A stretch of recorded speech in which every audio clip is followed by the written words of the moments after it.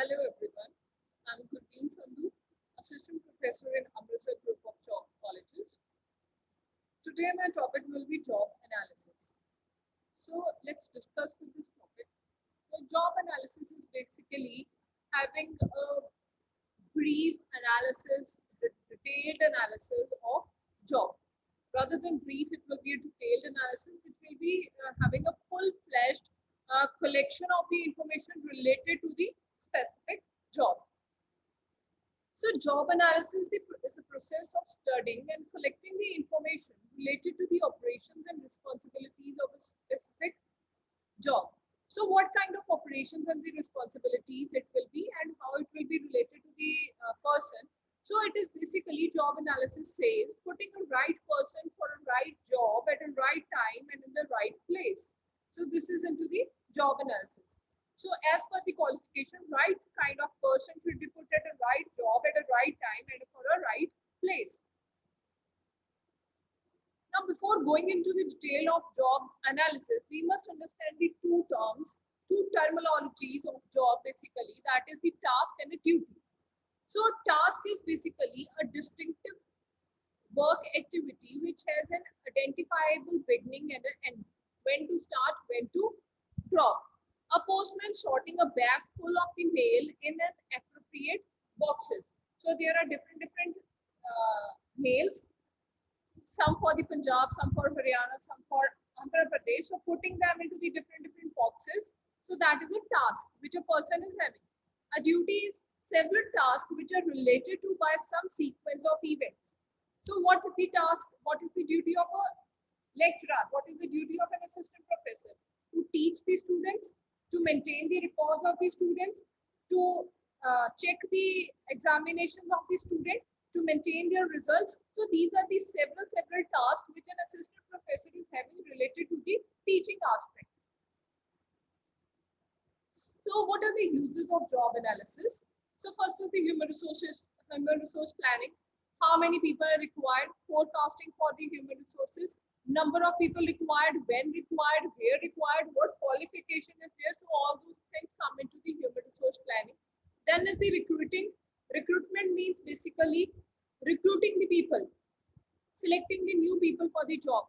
So selection, recruitment means giving the ad, selecting the appropriate people, and final selection would come for the personnel. So selection of the personas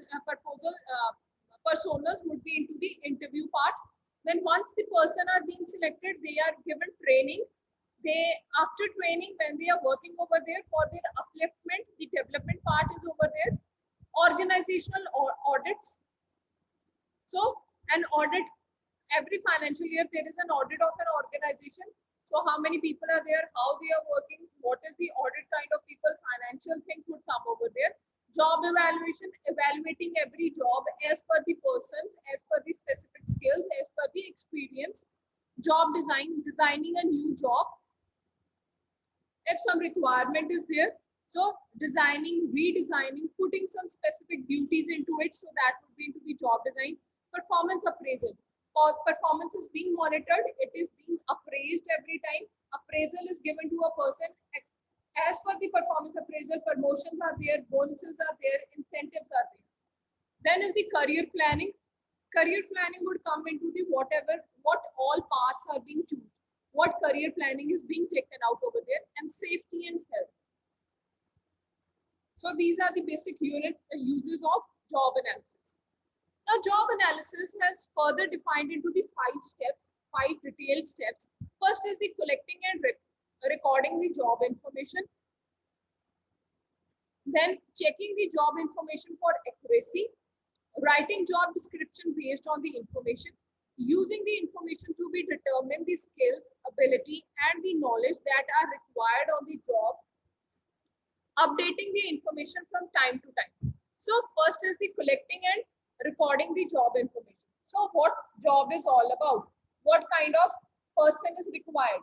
What skills are required in that person? What expertise is required in that person who is going to work over that particular job? Then checking the job information for accuracy. Job information would be related to the task and the duties, time, place where that a person will be sitting and doing that work, what will be the duties, what will be the specific task over there, what remuneration will be paid for the same. Then writing the job description, it will be the basically a written document. Then skills and abilities will be checked, they will be rechecked, they will be matched, that whether a particular person is fit in this job or not. Updating the information from time to time. Time to time, when new requirements are coming, when new recent updations are coming, technology is changing. So the updations would be done in that information every time. Job analysis is a combination of two components. One is the job description and job specification. Now, job specification is a written summary of the tasks, duties, and the responsibilities of a job. So that is specifying a job. Specification is given, a detail is given. And job description is what skills, education, and experience is required in an individual to perform that particular job. So specification is a detail of the job and description is what skills and education and experience is required in a particular person to perform that job. Now, job description would give job title, number of working hours, duties and responsibilities, working conditions, salaries and incentives. Job specification would be the qualifications, qualities, experience, family background, training, etc. would come into the specification part. The use of the job description and job specification, how these two are helpful. First is in the personal planning. Again, number of people required, where required, what kind of experience required, when they are being required, for how much hour they will be working. So that would come into the personal planning. How many number of people are required. So that is the main aspect of personal planning, forecasting the human resources. Next is the performance appraisal that we have already discussed. Appraisal is being done on the performance of the person. Monitoring of the performance is done. Hiring, recruitment of the new people, training and development, job evaluation and compensation. What kind of job it is, how much remuneration will be paid, how much compensation will be paid, what will be the salary, what will be the packages as per the job. Health and safety. So health and safety packages would be over there. Employee discipline. So every time the discipline of a person is being checked, employee discipline is being maintained, duty chart is being performed, where the every move and every action and every reaction of an employee will be written over there. Work scheduling, scheduling the work, scheduling the tasks, scheduling the duties one by one, how they will be performed, when they will be performed, and career planning. Obviously, the career planning is the most important. Once a person is working over there, then how many kind of promotions are there, what new thing can be done for the upliftment and the development of a present employee. Next is the process of job analysis. So process of job analysis basically consists of 6 basic steps. First is the collecting of the background information, selection of the representative positions to be analyzed, collection of job analysis data, developing a job description, developing a job specification, and developing the employee specification. So this is the whole process, how it works. Identifying a job to be analyzed, that is developing the target audience description, then compile the total task inventory, how many people are required, collecting the performance data, that is the survey data compiled in a report and provide to the critical task selection board.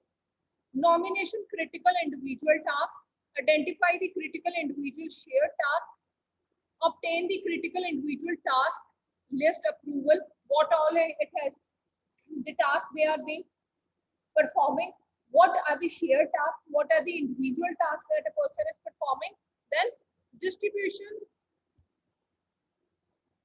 then distribute the approved critical task list, update the task list based on the individual task analyze finding. So how many tasks have been performed individually or in a shared form, how they have been performed, how they have been used, how the tasks are being performed. As per those critical analysis, the person will be put into a job evaluation part, or the job analysis is being done over there.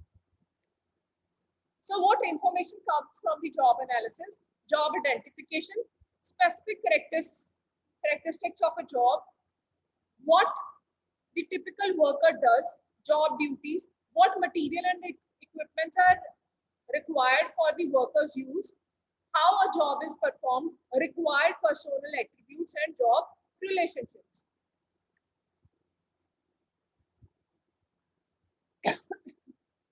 Method of the data collection, how the data will be collected in the job analysis. First would be the observation part, then interview, questionnaire, checklist, technical conferences, and diary method.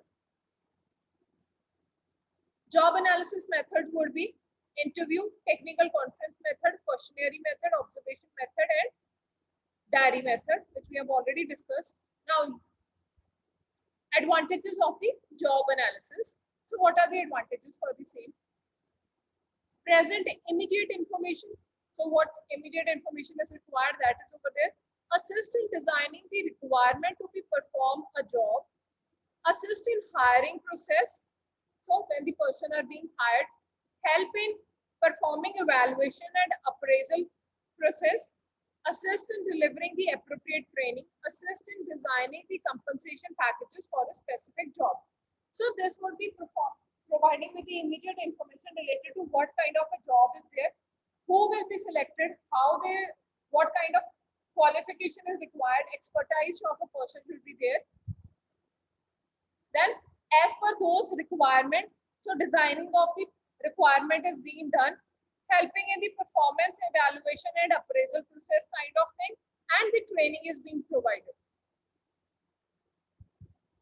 Next are the disadvantages of job analysis. It is a more of a subjective matter.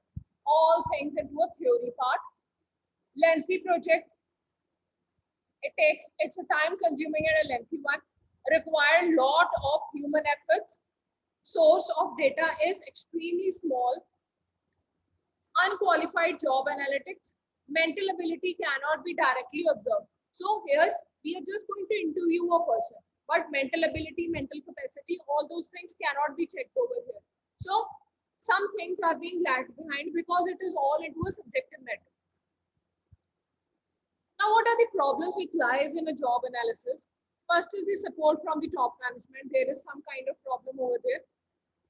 Single means and the sources. No training or motivation is being provided for the job analysis part, for the recruitment part. Activities may be distorted.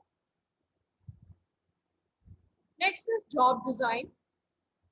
Job design is a process of deciding on the content of a job in terms of its duties and responsibilities, on the method to be used in carrying out a job in terms of techniques, systems, and procedures, and on the relationship that should exist between the job holder and the superior, subordinate, and the colleagues. So what kind of duties and jobs are there in one job, how that job will be performed, what methods will be used, and what will be the intercourse relationship between the superior, subordinate, and the colleagues. That is all into the job design. So what are the goals of a job design? First is to meet the organizational requirement in terms of higher productivity, operational efficiency, quality of the product and the services. Next, to satisfy the needs of an individual like interest, challenge, achievement, accomplishment kind of things. The goals of a particular individual are being succeedingly achieved. Then integrate the need of an individual with the organizational requirement. If my goals are being achieved, automatically the goals of an organization are being achieved. So both the things, they are integrated with each other. There are three basic approaches of job design: engineer approach, human approach, job characteristics approach. Engineer approach, this is that works every workman in a full plan out by the management at least on a day in advance, and each man receives in most cases complete written instructions describing a detailed task which he or she should be accomplished. So one day before performance, they are being given a chart that these are the tasks and the performances which you need to do in the next day. So that is an engineering approach. Everything is given in a detail and in a written form. So problem in this approach is repeatedly same task is being done, so repetition is there. Mechanical pace, no end product, little social interaction, no input. So same day, same thing, everything is happening in the same way. Human approach. Human relation approach recognize the need to design the job which are interesting and rewarding. So what is being interested, what is being rewarded, how a person can perform all those things would come into a human approach. Hawksbury's research popularized the notion of enhancing the need satisfaction through what is called the job enrichment. Factors involved are motivators like achievement, recognition, work itself, responsibilities, advancement, and the growth and the hygiene factors are the main factors which are involved in the human approach, that is considering a human as a human. So why they are saying considering a human as a human? Because they are performing and the reward is over there. So the things are happening new and reward is being given. They are a source of a motivation for the person to perform better in a coming future. According to Herzberg, the employee is dissatisfied with the job if required maintenance factors to the required degree are not introduced into the job. Means motivational factors are not there, maintenance factors are not there. So if these things are lacking behind, then the person will be dissatisfied with the job, and a person is going to, an employee is going to lose its interest in its job. Next is the job characteristics approach. The theory by Hackman and Oldham states that employee will work hard when they are rewarded for the work they do, and when they work given them satisfaction. Hence, integration of the motivation, satisfaction, and performance with the job design. So, job characteristics says a person performs hard only and only when they are being provided with the motivation factor, and which will lead to the satisfaction and the performance of an employee. According to this approach, job can be described in terms of 5 core dimensions, job dimensions, that is skill variant, task identity, task significance, autonomy, and feedback. Next is the job design process. So this is a job design process. Start with what activity needs to be done in order to achieve the organizational goals. So one by one activity is there, detailed study is there. It requires the use of the techniques like work study, process planning, organizational methods, and organizational analysis, and also the technical aspect also. So we are going to analyze all these aspects together. So job design methods are defined into 2 types. Work design is into the job design and work management. Job design, method analysis, job enlargement, rotation, and enrichment. Principles of motion economy. Next is the work management, that is stopwatch time system and work sampling. Method analysis is further divided into the flow process chart and employee mechanism, mechanic activity chart. Now, we are going to do with the 3 basic terms which are under the job design, that is the job rotation, job enlargement, and job enrichment. So job rotation is rotating one job with the another job. So today one person is doing this job, tomorrow he will be working in the manufacturing part, another day with the another job. So a rotation of the job will be there. So there will be a change in the actual working of an employee. So that is job rotation. Job enlargement is enlarging the task being performed are either enlarged or several short tasks are being given to on worker. Thus, the scope of the job is increased because there are many tasks to be performed by a same worker. So one worker is given multiple kind of tasks, so that is into the job enlargement. Job enrichment is basically the current participated all over the work in a direct outgrowth of the term, that is into the motivational factor. So enrichment is basically putting the detailed work related to one job, so that will be into the job enrichment method. So advantages of the job design: organizational design, structure of the complete competent employee, motivation and commitment of the employees, environmental adaptability, labor rotation, quality of work life and organizational productivity. What are the further disadvantages of job design? Lack of training. So training is not being provided over here. Detailed training is not being given.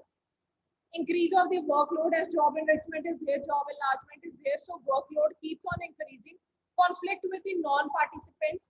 So the person who are not performing, they are also existing over there. So there is a conflict over here.